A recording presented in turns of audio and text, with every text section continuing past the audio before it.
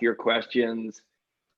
So how do you want me to, because those questions that I sent out to the board, do you want me to do, or each board member ask their question related to COVID, or do you want me to go through them? It's kind of up to you guys. It doesn't matter to me one way or the other. And we are live from now on, just so you know, for the conversation.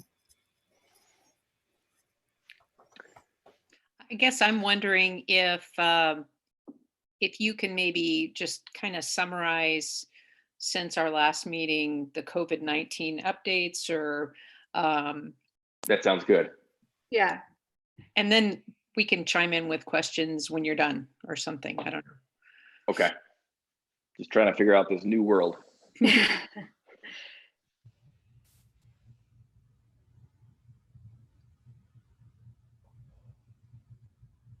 And I miss having two screens. So I've got my iPad. So I'm trying to make sure I have all my references around me. Got sticky notes. So the stream looks great. Everything's running perfectly. We have one viewer currently besides us watching. Okay. So we will wait for Laura, and hopefully she can tune in at 4 o'clock and to start the meeting, and we'll go from there if not. I haven't gotten Kim on or anything. Kim is on here. Yep. Kim, yes? I'm here. Yep. Okay. Can you send her a quick text? Sure. See if she needs any support or anything.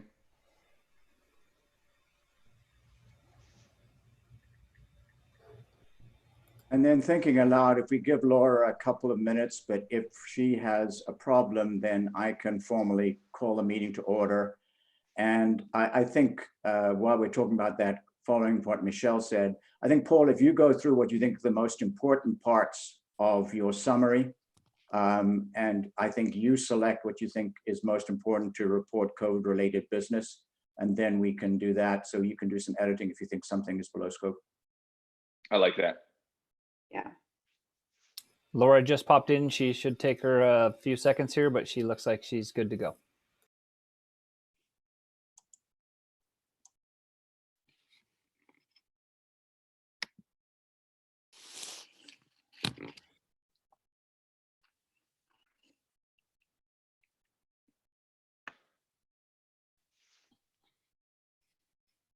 Hi, Laura. Saw that you showed up. You're welcome to unmute yourself or turn your camera on if you need to. And the meeting is yours to start. We're live. We're streaming. All our board members are here and ready to go. The agenda is currently being shared with the stream.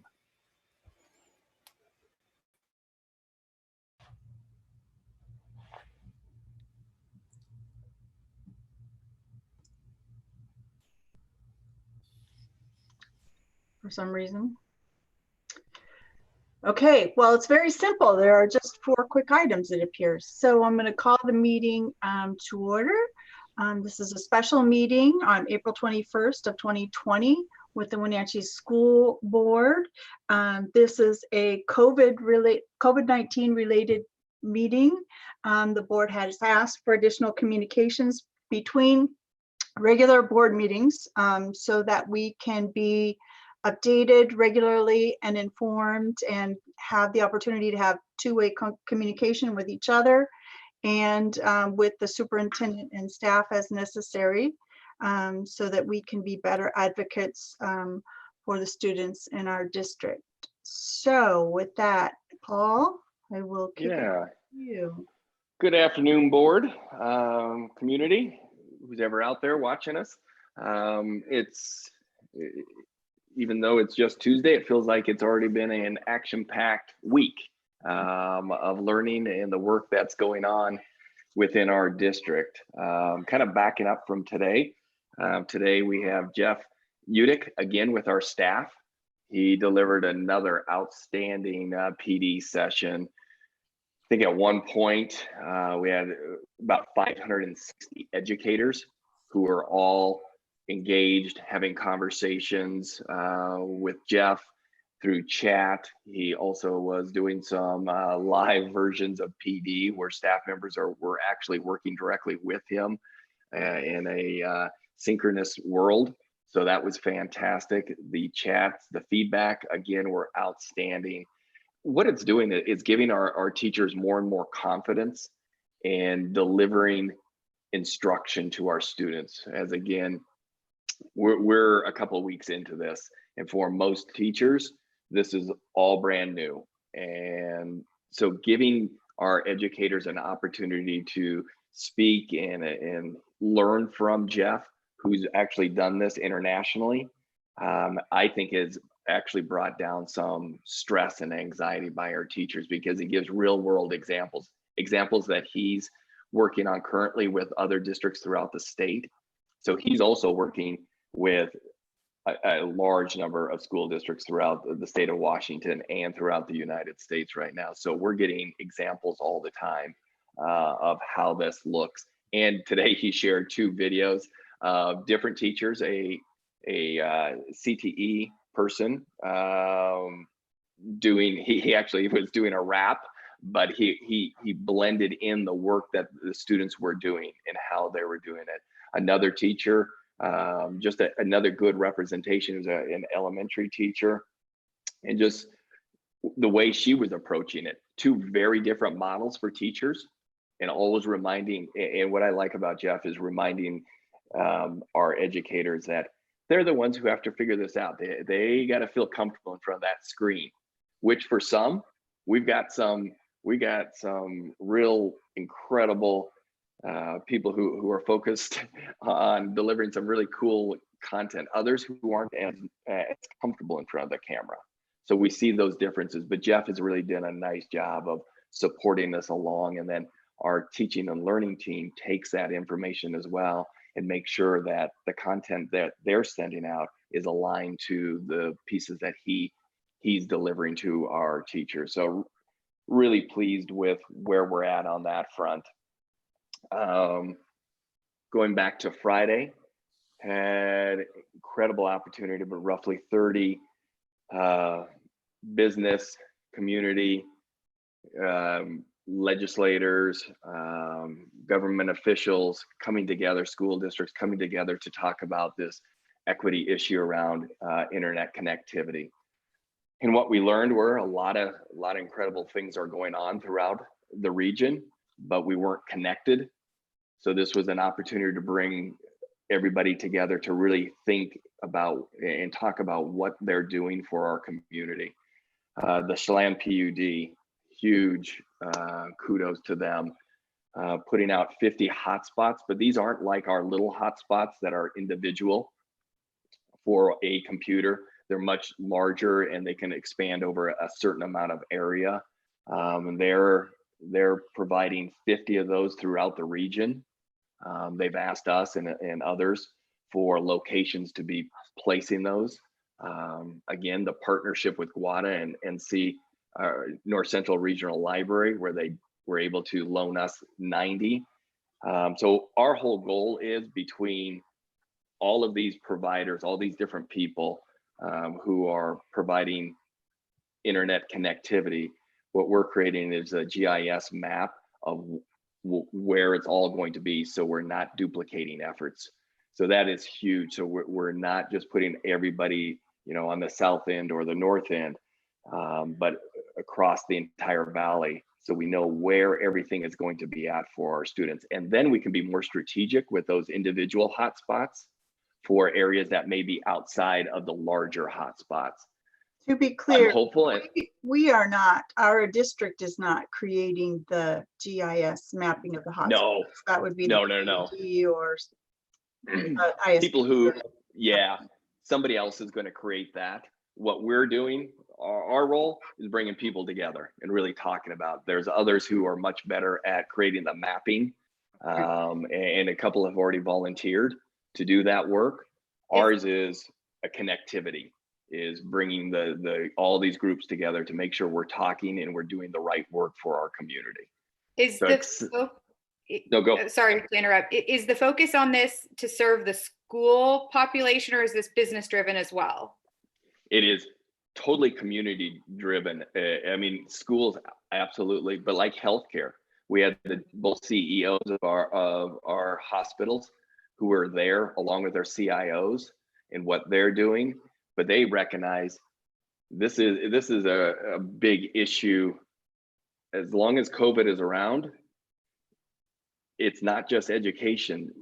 We're delivering healthcare online, delivering of food, delivering of, paying bills. All of those things that we found that were just easy to do, no longer, especially if you don't have a computer or if you don't have internet connection. So we were really clear. Do we have an interest in this? Absolutely, from the educational standpoint, but this is much bigger than just education. That's why all these different partners came together to really see the value of helping to improve outcomes for everybody. So again, I was just so pleased with the partnership and the collaboration in the true, we can figure this out kind of spirit that everybody brought to the table. Yeah, that's the kind of community we definitely live in. I know, and the point that I was going to make too is if people have cell phone plans and they don't have unlimited data, even if they're using their cell phone, that those hotspots are going to be really useful for that. I'd like to ask Maria, since you were at the meeting on the 17th, if you could kind of speak. What I'm hearing from some people in the community, I've been watching the Facebook group that's been discussing some of the gaps, and I understand that there are, just from conversations that I've had with various business leaders, is that there's some willingness to contribute to any gaps, and I would like to talk to people of influence about that in the community who have money to give. So I'm wondering if you could sort of speak to what were the highlights of the meeting, but also what are the gaps and where could the community step in and help to get those kiddos connected so that they can learn in the best possible way. Overall, I thought it was a really good meeting. A lot of significant players attended the meeting. Obviously, resources is what's important here, but also what's key here is, and this is, I think that this is where the district is going to be really important, is communicating this information out to the community. How do we inform them that these services are available to them? Because we can, these massive hotspots could be placed out in the community, and unless people are informed of them, there's no point in putting them out there, because if they're only going to be accessed by a limited number of residents, that's of concern. So how do we get the word out to let people know that these spots exist? And how do we make sure we access all different communities? So that's going to be an important role that we're going to have to play in. Financially, obviously, there's major players in this. There was a very large amount of money that was mentioned. Paul can speak to this. I think was what, $500,000 was the amount that was thrown out there. So in regards to, the financial piece, and I'm aware of, this whole conversation in regards to social media, and the desire for community members to help financially. It's a pretty big endeavor financially.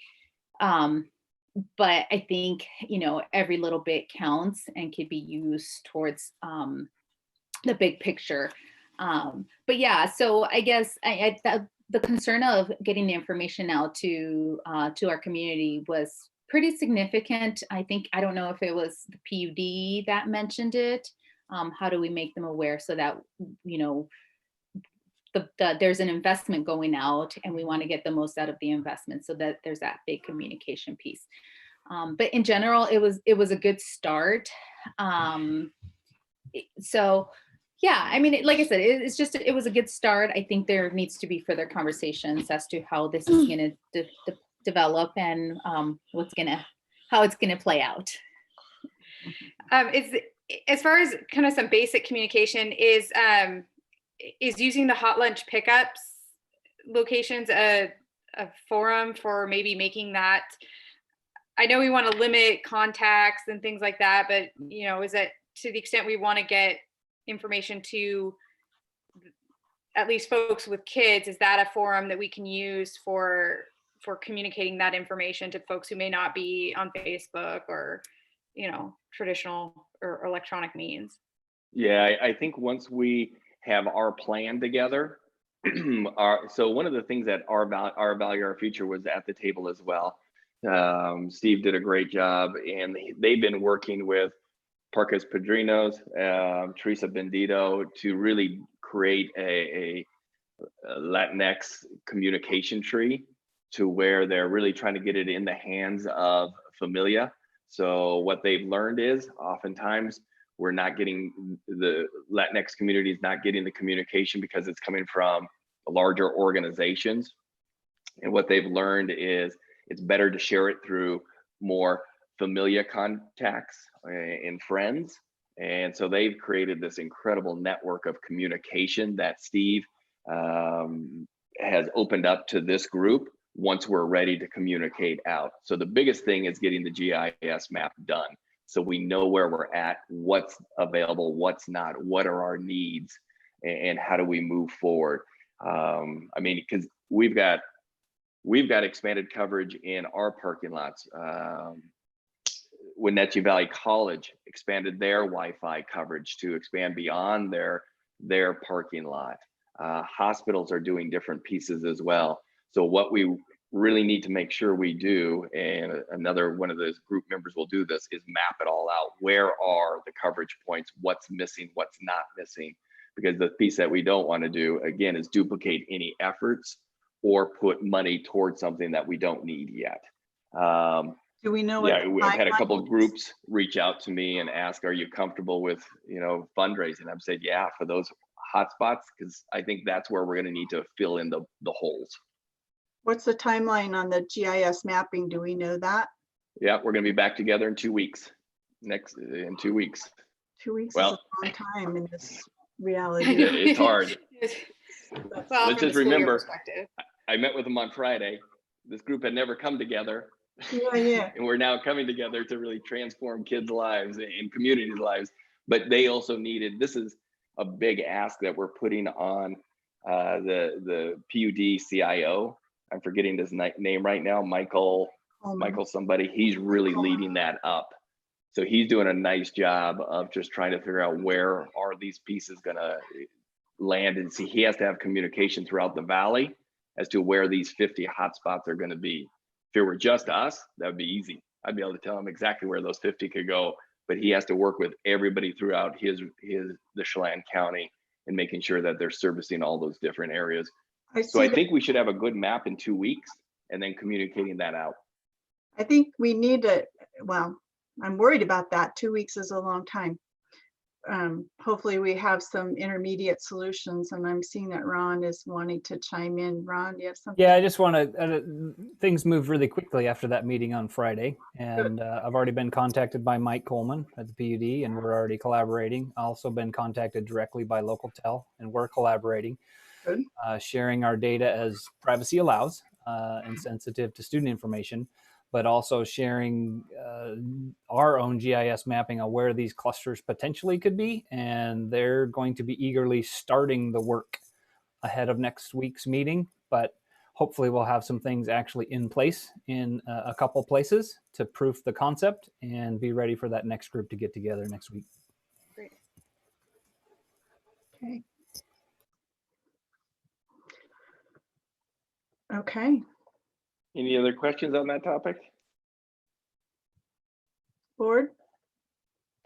I think it's actually very exciting that all these different groups are coming together and are problem solving this community problem that we have, and it's going to really help, I think, with equity, not just in households that have students, but households that don't have students, retired folks, and folks that don't yet have those little ones, but don't have their Wi-Fi, and it's gonna help many people. So I'm really excited about that, and I think it's unfortunate that it takes COVID-19 to make this happen, but I think this is an exciting point that we're jumping off of, and I'm really excited for our community that they're coming together for this. So Like it's going to be a legacy of COVID-19, yeah. and it's going to continue.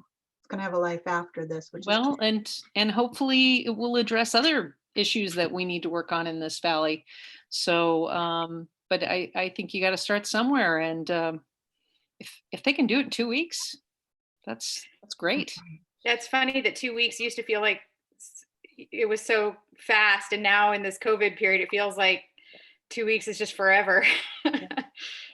I think we have to keep in mind that I think everybody's doing the best they can, and we have to be patient. And you know, if they can make it happen in 2 weeks, I think it's phenomenal, given that everybody's meeting by Zoom.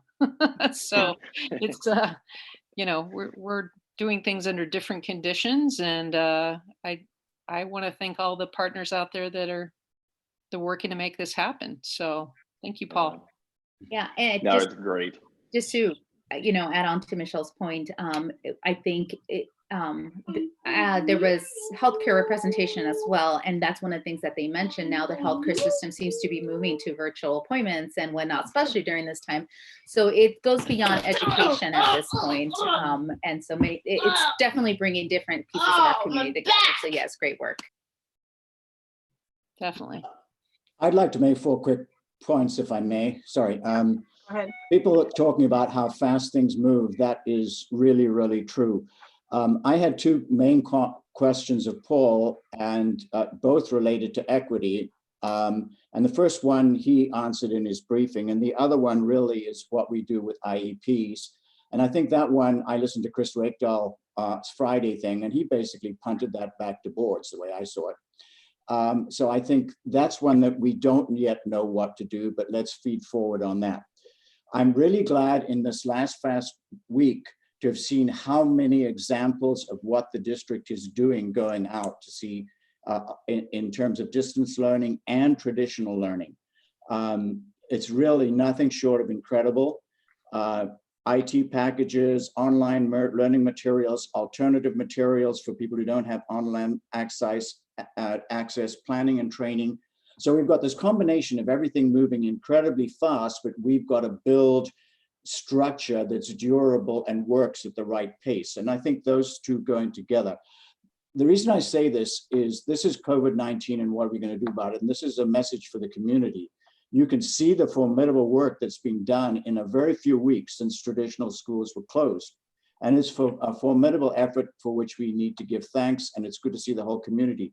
But now I'm going to come in with, call it the downer on the end. This is the heavy lifting reminder. It's just the beginning of what we have to do to rebuild. And for example, with IEPs and the extended hotspots like parking lots, the next stage would be how do we recover when there's a partial lifting but still social distancing. So I'm just really saying that's the whole picture for the community. Thank you for this briefing. I think it's really valuable that we had it a week apart because a lot's happened, and that's it for me. Thank you, Martin. Yeah, no, I appreciate it, Martin. You brought up special ed. It's an area, I think many of our special populations is an area that we're always concerned about. How are we connecting? How are we doing our work?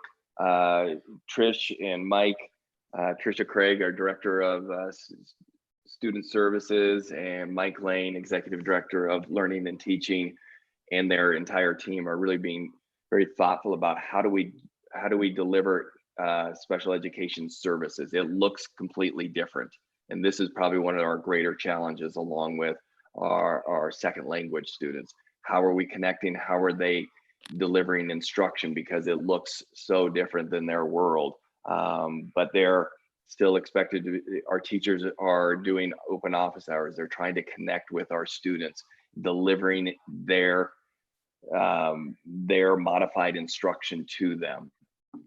But is it different? It absolutely is. And that's a piece that is gonna slowly evolve. I think it's gonna be a little bit slower behind where we're at on general education, but I think it will start to catch up and start to find its pace. But it's not where we want it right now. That's just being honest. It's not where we want it, but we're working towards a better match. But this is probably this is one of our greatest challenges. Seems like one of the recurring themes in the communications that I'm seeing from parents and community members is we're not yet at a consistent level of service. In some classrooms and some teachers are, like you said, better prepared to move onto this technology, platform. And so we really are doing a bang up job of trying to bring everybody up to that level. And it's hard when you're the parent of a child whose teacher isn't yet, quite as comfortable. So we ask for patience as we move as quickly as we possibly can to that. I do have a question about the food. Thank you for saying that, Laura, because that's really well stated. It is just a good reminder for teachers on that spectrum too of how to do this work. Mm-hmm. And we're trying to bring everybody to that standard. It's going to take us a little bit of time. So I appreciate you recognizing that.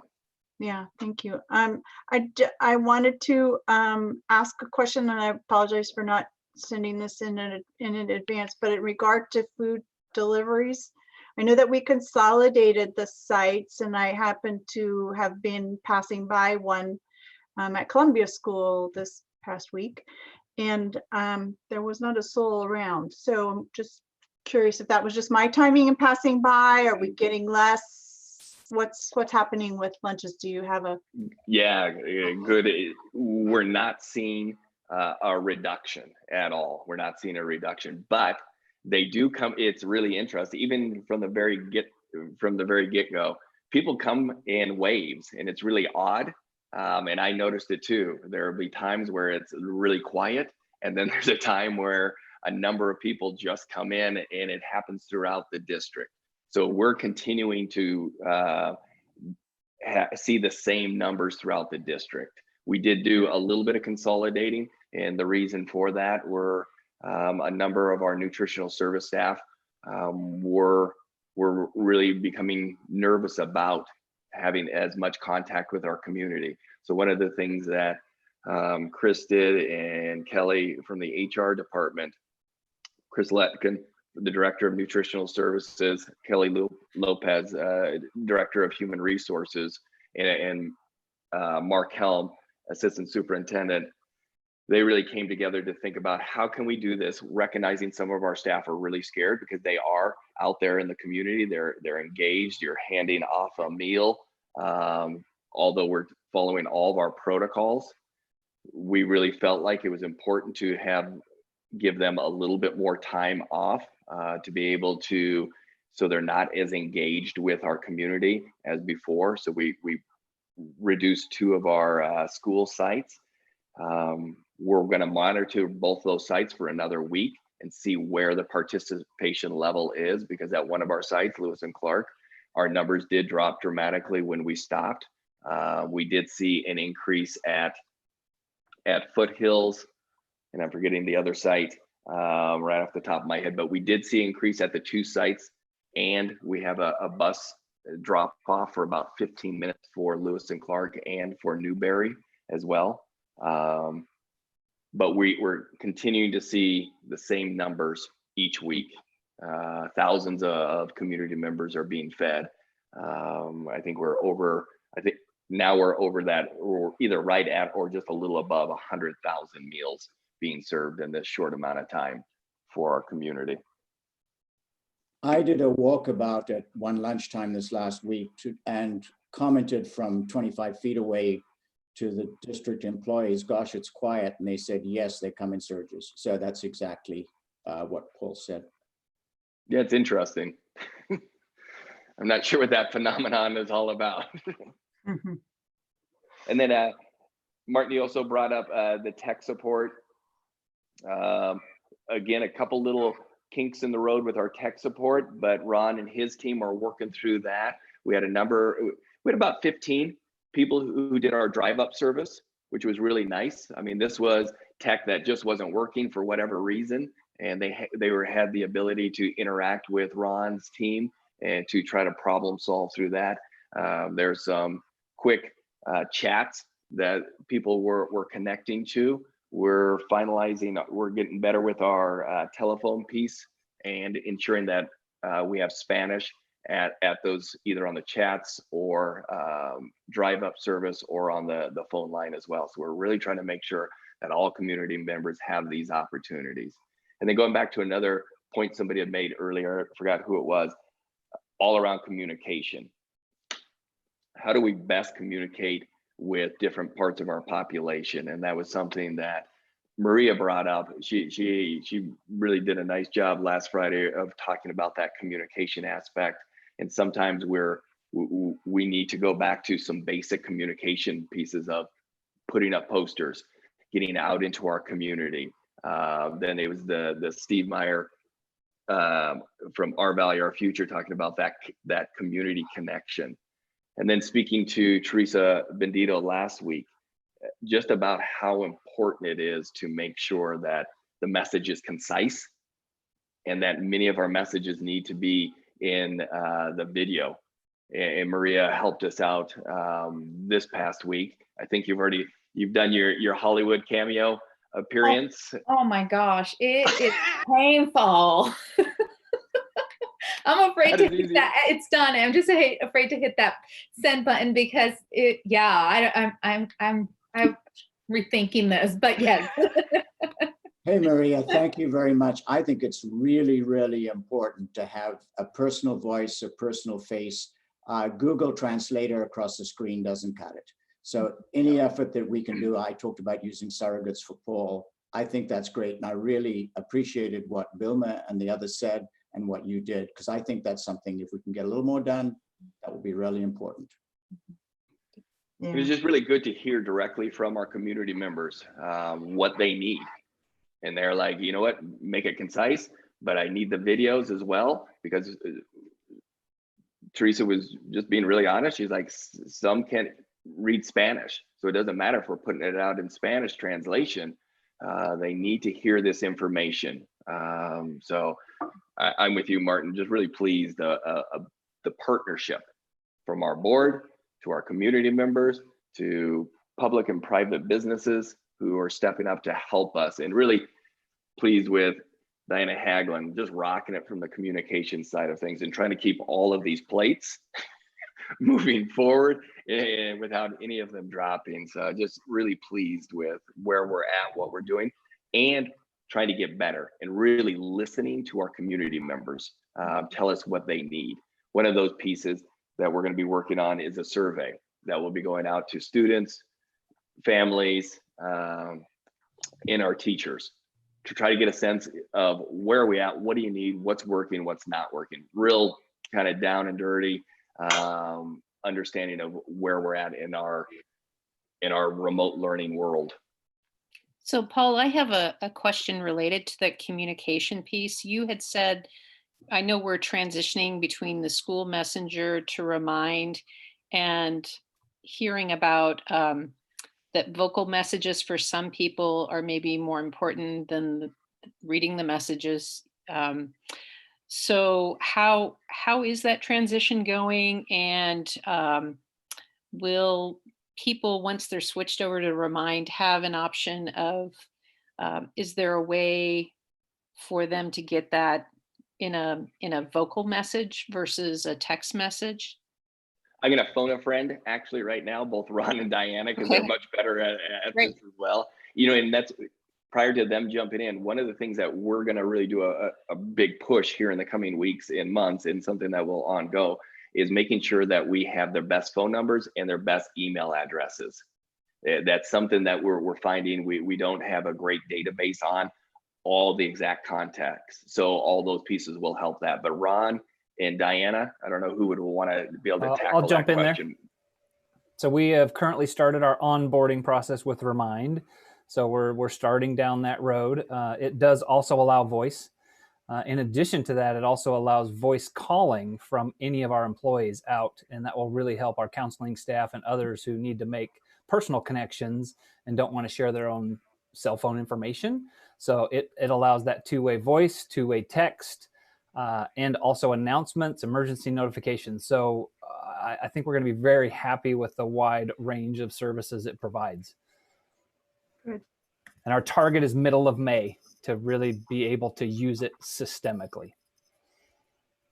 So just a word of caution. I know when the closure initially happened, we as parents were receiving multiple calls a day, and I would always, pick up, listen, and then, it was almost painful to sit through and listen to the whole thing. And then, I mean, literally, they were coming within a couple minutes of each other.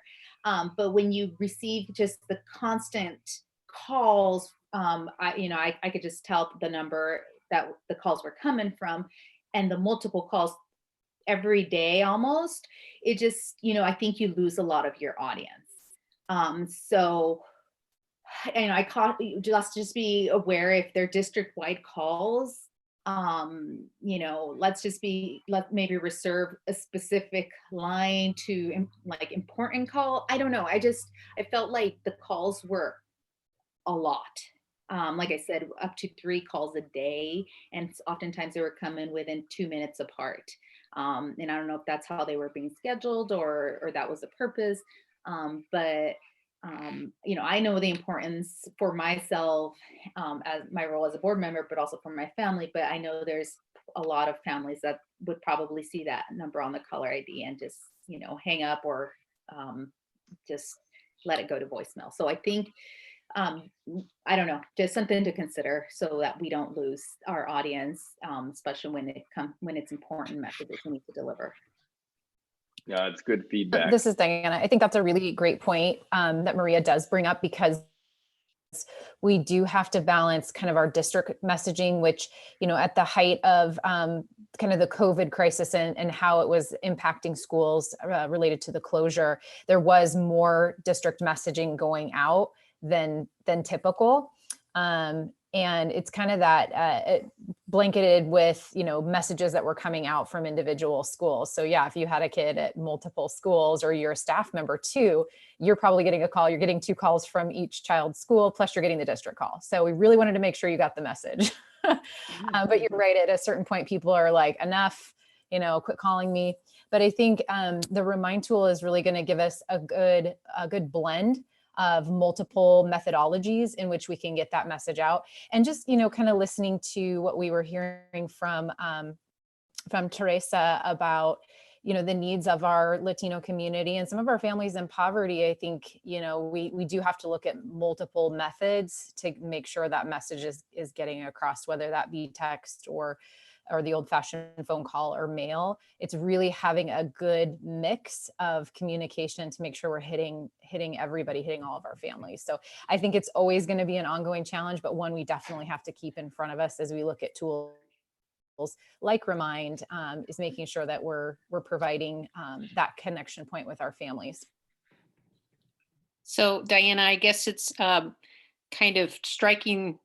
We can't always strike the balance between being over notified and being notified not at all, right? So I guess I would rather be over notified than not know about it at all. So hopefully people can just let it go to voicemail and listen to it later if they're feeling overloaded. But I hope that people are getting those messages that are important for them to get. So that's the main point, right? So. Yeah, we actually found out in this transition process that they had my wrong cell phone number on file. Mm-hmm. So I would get the emails and we get the calls at home. My husband would get the cell phone calls. So it was actually good that we had so many mechanisms, because, some cases you're just not getting them. And then once we did get it, it was like, okay, just ignore that, let it go to voicemail, whatever. Delete the, once you figured out what it was about. So it's a hard balance, over notice versus not enough, or not the right form, or I don't know. Yeah, Julie makes a good point. I mean, and that was kind of what I was saying. You're like, we got to make sure we have good data in, good data out. So I'll be the test case. Well, and I would add too that it was really great to have our teachers make that, initial connection through phone call, email, whatever that was. Predominantly, it was a phone call home before we, kick-started our first week of online learning. And I think that got a lot of families that we weren't connecting with, and we were able to update some contact information in Skyward. So, I think through each step of the way, we've been able to maybe clean up some of the data. That'll be an ongoing challenge for us. It just that is what it is. People's information changes, and so staying on top of that, I think, is going to be important. But that was a good exercise for us, just to really, look at our data and the integrity that we have. And as we move to Remind, there'll be a big campaign to reach out to people about getting kind of set up with that and what that process is. So I think there'll be another opportunity there to clean up some of that data. Just closing out a little bit of the communication. Excited that we're going to have a weekly spot on La Nueve. Being able to speak to our Spanish community, being able to offer that inside information. Our migrant bilingual team, they're creating short, really concise Spanish message as well that will be going out shortly. So the team is jumping on that. Diane, anything you would add to that as well? Yeah, I would just add that I'm collaborating with Nadia and her team pretty regularly. We are kind of strategizing different video, clips that we need to create to really address some of those questions that are coming from our families. Even if it's, we'll be looking at some of the kind of the help desk questions that might be coming in to help support Ron's team by creating some of those dual language videos about how to log in, things like that we can really help support. One thing that Nadia did tell me yesterday is that they're going to be reassigning paras to help support teachers and having conversations with families that maybe need support. Teachers are often our frontline for tech assistance in this online learning world. And so they're going to be reassigning some of those bilingual paras to really come alongside those teachers and help in some of those meetings with parents. So I think that'll be great. And we'll also be tapping some of our bilingual teachers as well to help with some of the videos related to more of the instruction side of things. So they're familiar with that content, which makes them, I hate to say it, an easy target, but a great person to be able to give that message and a familiar face that students may know when talking about, what this looks like in an online learning environment.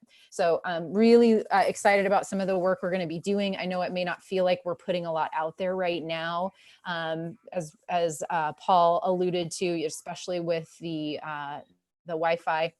It's really going to be kind of getting our ducks in a row there and then preparing our messaging to really blast that out. So I'm looking forward to pulling all those things together in collaboration with Nadia and her team.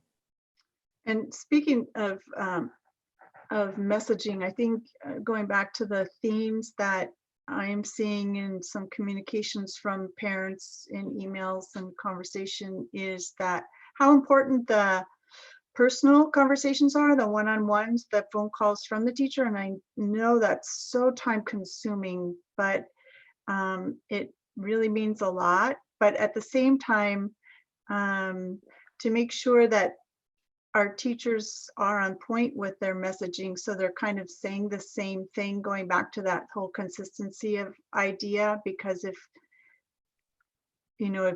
a parent feels like, I'm not getting the service, that I should be getting, as long as the staff are online with, okay, we're going to be working towards this, and, kind of the same thing you're doing, Paul, with the district, saying, this is what we're doing this week, this is what we're going to do next week, and this is what, where we're going with the whole thing. If teachers can sort of follow that and communicate directly with parents, I think it would be so helpful just in the feedback that I'm seeing on some of the messages that are being sent to me.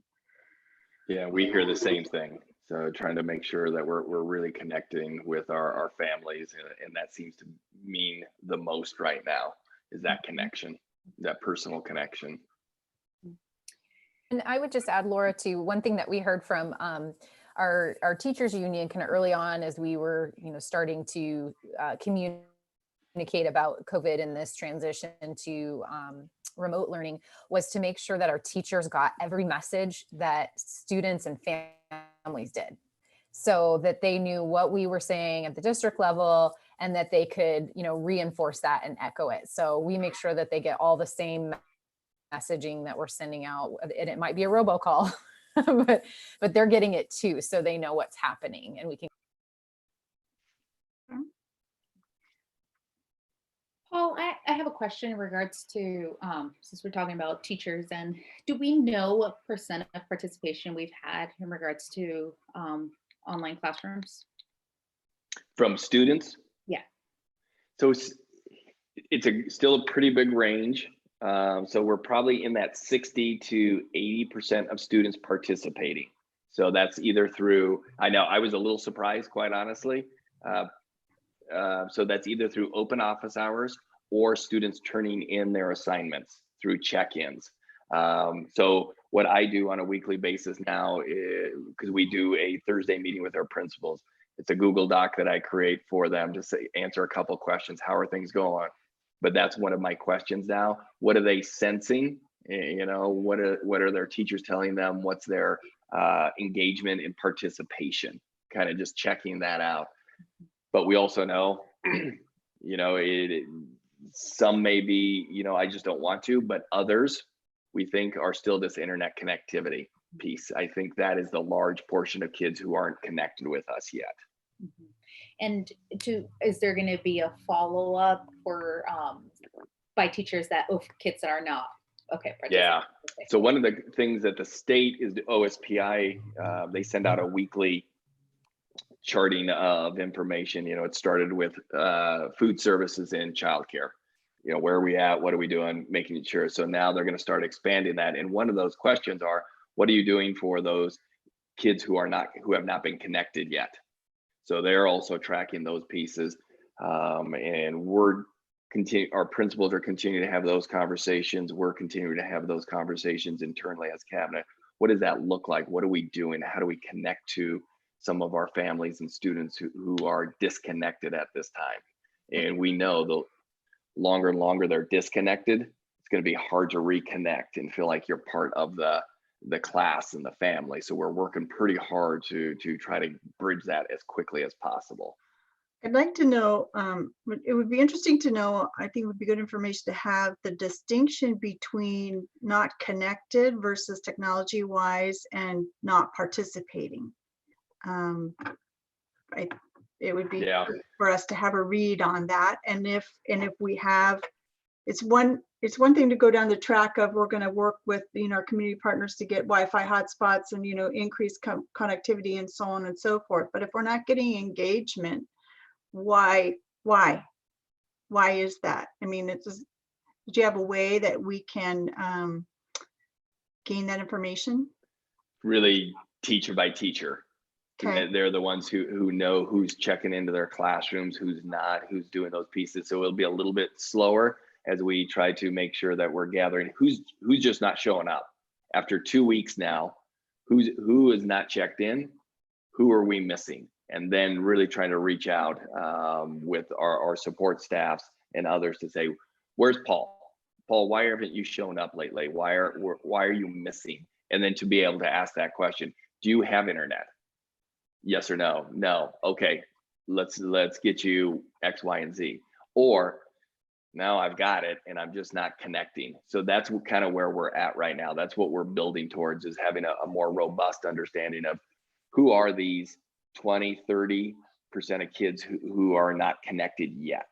Because if we're not grading, right, we're not doing assessments and we're not grading, you know, there may be people, I'm just, you know, supposing, maybe people who feel like, you know, what's the point? So we sort of have to carry that messaging to them to say, the point is when we start, you know, school in the fall, folks, you know, you don't want to end up being a grade level behind or whatever we know how much people lose in the summer. You know, they're going to have twice that long to lose learning and not make gains. We need to be carrying that water, I think, to people. Absolutely. You know, and having our counselors and social workers and others also supporting us on those phone calls and other ways of connecting with our kids. Ron? I think it's great that we can start to track who's not turning in assignments or not connecting at all.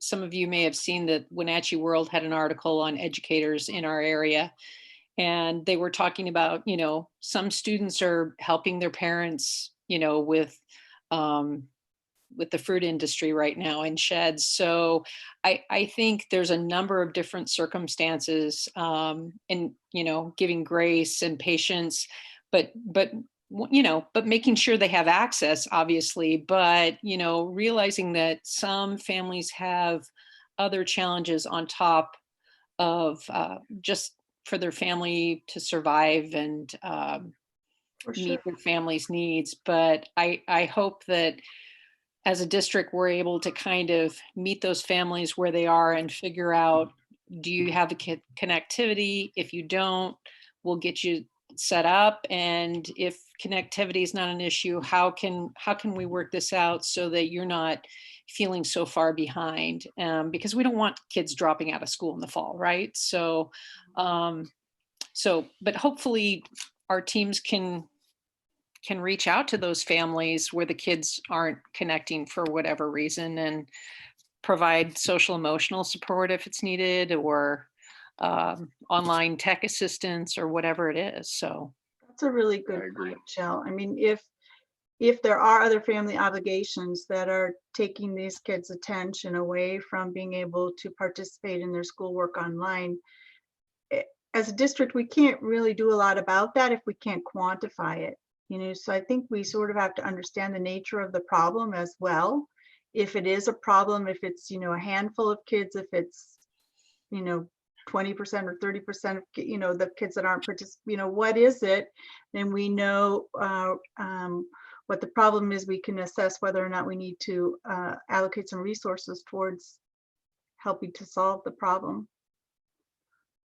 I would agree. Yeah, I think, Michelle, you bring up a really good point. I think this is something that we kind of need to look into, not into, but just kind of consider, as especially our high school age students. Now they're not attending classes during the school day, and we're about to enter the peak season of our agriculture work here.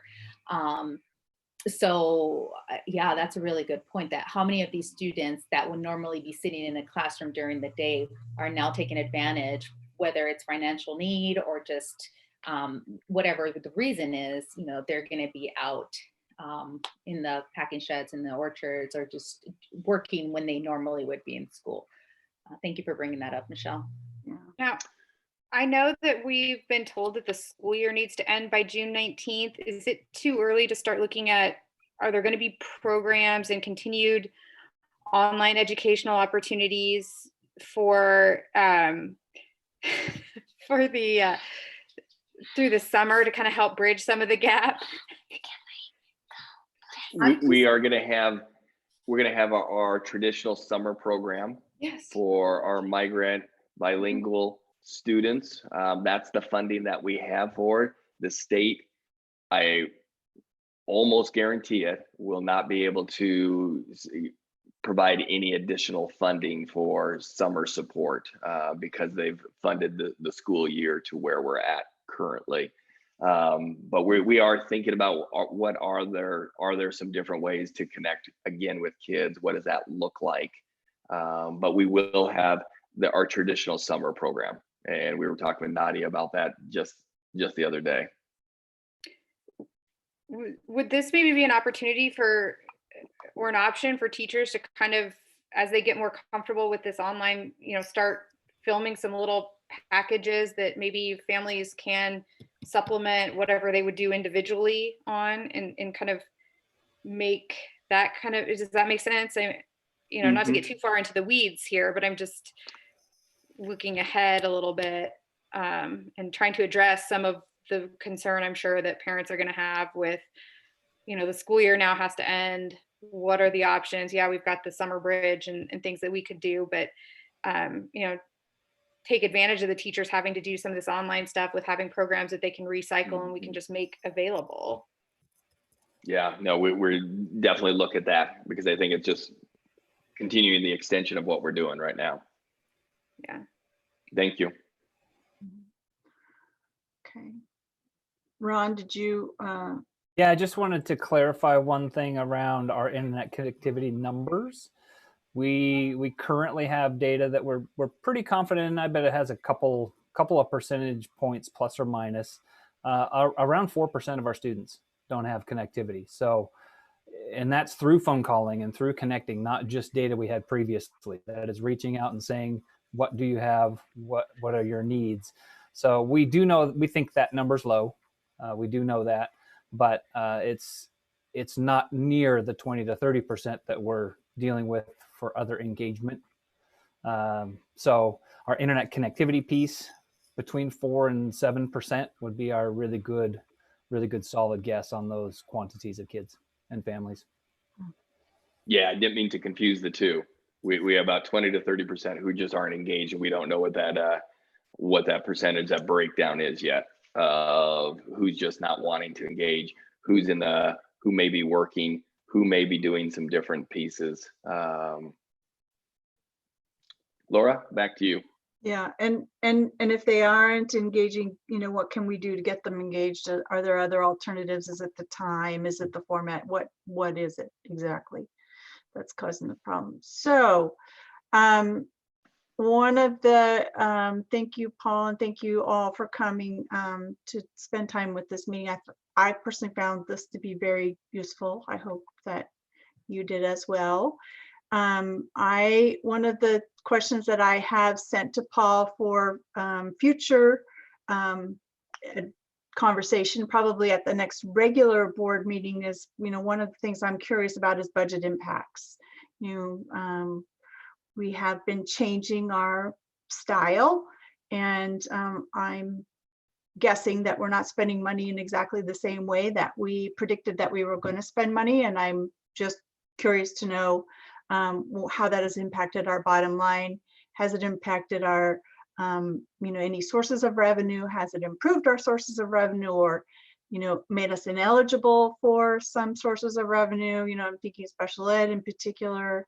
We depend on counts for certain parts of our revenue, and so I just want us to be conscientious about that, thoughtful about it, and just make sure that we're having the conversation as we go on. What's our bottom line? I'll add it to next Tuesday's regular board meeting. Okay. I'll have Larry give us a brief update on that. That would be great. Perfect. Are there other items that board members want to bring up before we adjourn? I just, maybe if you could kind of snapshot what this next week looks like. I know it's a lot of continuing what we've got, and I know the governor is supposed to be on TV in a few minutes anyway, talking about potential reopening, but if there's kind of some additional things you're working on this week that maybe we haven't touched on, that would be helpful to just Good question. So one of the pieces is OSPI. Really late this afternoon, right before this meeting, was giving guidance on grading. Okay. So they're going to be sending out the guidance on grading, and then from the few minutes I was able to watch on the grading side of things before I jumped onto this, they're going to give us some flexibility, but they definitely have some guidance for us. So we'll be grappling with that, and we'll be kind of talking about that, and I'll have that at the next board meeting as to where the state's at, because I just haven't had enough time to really understand what he says. But that's a big coming thing, because that impacts even 8th graders who are taking high school courses. Those grades impact all the way through. So it really is a long lasting impact from this COVID. It's not just our high school seniors who are going to be impacted by the grade. So I know that what the state has done is brought together who's who on grading, national experts, their own team members, different people throughout the state to come together with this guidance and recommendation going forward. Say on the learning, we're really pushing new learning starting this week and getting into next week. So in past, we've done a lot of review, a lot of reconnecting with kids. So we're slowly ramping up the new learning that students are going to be doing. So those pieces are coming. The budgeting process that Laura talked about, just really trying to think about this year, as Laura indicated, but next year and then the following year. The other piece that we continuously talk about, but it's kind of it's just such a huge unknown. And part of it is what you just mentioned, Julie. What's the governor going to do with reopening the state? Everything financially pins on that, and how quickly the state come back. What are the revenue streams that will come back in? Because we are, we're a large percentage of our revenue comes from the state, and theirs is all taxes coming in. So what is that doing to us?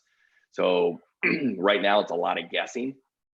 By the end of April, they're supposed to come out with some the projected revenue for the rest of the year. So that will be a good indicator, and one that Larry's waiting for to really, before we do much for the coming years.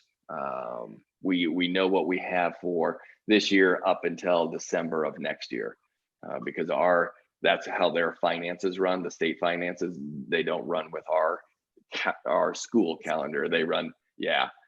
So there's a lot of information on the finance that should be coming in the next week to 10 days that will help inform our conversations with the board. But currently it's a lot of guessing, and that's never any good. When we just like, we're not sure either. Wow. So Kind of like all the time. Action-packed week. Yeah, it's not going to be good. No. It's not going to be good. And this is, one of those pieces where we continue to think about what are we trying to accomplish? What are those really important things that we're trying to do? And then balancing that out with where we're going. But ultimately, it's going to be about what the state's going to do with revenue. And then we will react from there. Yeah. What about, and federal revenue too, be impacted? Everything is such an up in the air, because we hire a lot of staff through our federal dollars.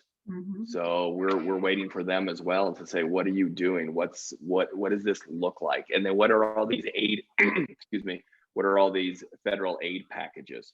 Are there some pieces in there for schools? What does that look like in state governments? And what does that look like?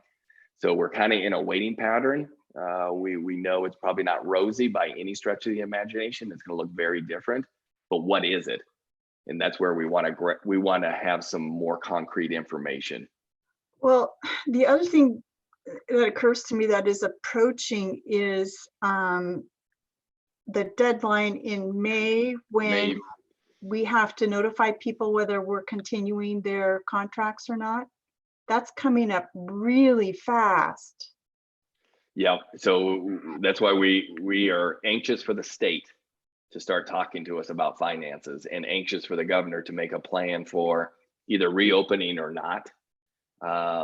So Kelly and Larry do a really nice job of connecting with all of their local and statewide, HR directors and CFOs, and trying to hear what others are doing.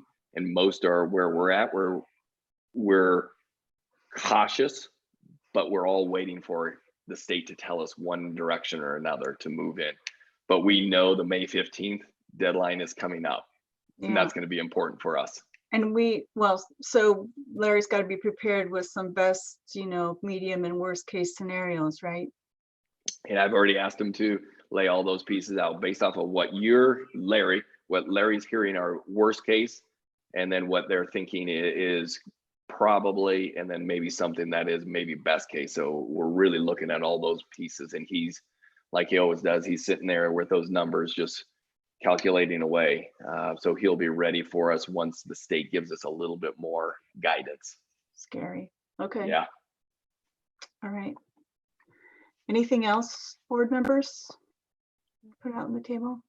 All right. Well, I just want to say I really appreciate you accommodating us to do this. I know you're busy, but this helps me a lot more than reading through some emails and things, and gives me a little bit better picture of what's been going on when I haven't heard, and then what is coming up. So I really, really appreciate you taking the time to do this. Absolutely. Agreed. No, it's worked well. Well, we know there's so many unknowns, and if we're not already doing meditation, it might not be a bad time to start. So anyway, I hope everybody has a good day.